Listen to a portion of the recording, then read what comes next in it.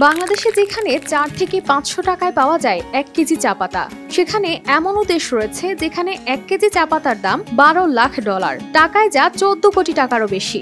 বলা হয়ে থাকে পানির পরেই বিশ্বের সর্বাধিক উপভোগ্য পানীয় হলো চা। তারপরেও প্রশ্ন আসতে পারে, এ চায়ের দাম কেন এত বেশি? চায়ের জন্মস্থান ও বিশ্বের সর্বোচ্চ রপ্তানিকারক দেশ হিসেবে পরিচিত চীনেই তৈরি হয় এ দামি চা। বিরল জাতের এ চা পাতার নাম দা হং পাও, যা চীনের জাতীয় সম্পদ হিসেবে স্বীকৃত।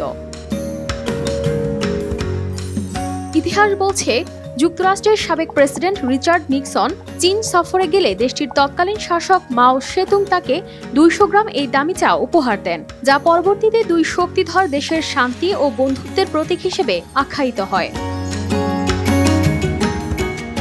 এছাড়া এই চায়ের সঙ্গে জড়িয়ে আছে 276 বছর চায়নার রাজত্ব, চীনের মিং রাজবংশের ইতিহাস। প্রচলিত আছে, মিং রাজবংশের চীনা সম্রাট তার মায়ের সুস্থতার জন্য রাজপোশাকের বিনিময়ে এ চা নিয়েছিলেন, তাই এটিকে ওষুধ হিসেবেও ব্যবহারের প্রচলন রয়েছে।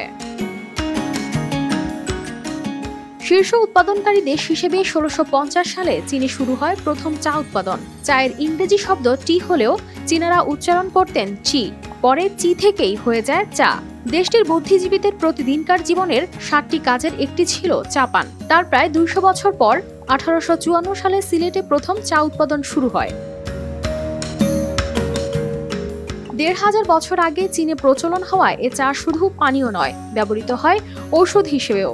শুধু চায়ের স্বাদ গন্ধ নয়, দিগন্ত বিস্তৃত ভূমি জুড়ে চা বাগানের সতেজ প্রকৃতিও আকর্ষণ করে ভ্রমণ প্রেমীদের, যা উঁচু কোনো জায়গা থেকে দেখলে উপভোগ করা যাবে এর দুর্দান্ত দৃশ্য। এদিকে আরেকটি চা পাতা রয়েছে যা চীনের ইতিহাসে প্রায় 5 রাজবংশ ধরে চলা ঐতিহ্যবাহী হিসেবে স্বীকৃত।